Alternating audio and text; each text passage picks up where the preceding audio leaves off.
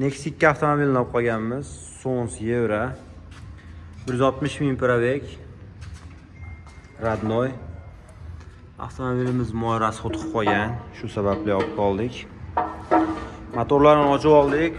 Porshalarini chiqaramiz. Gilzasi o'ta ideal holatda.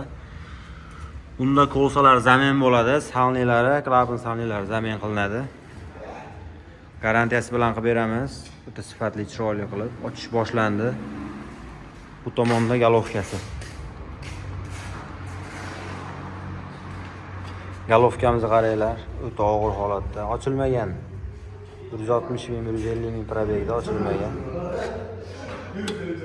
Buni ochib, chiroyli qilib, idealni qilib beramiz. Yangi galovka qo'yayotganda, Xitoy galovkada ko'pincha rasxod qilib qolyapti.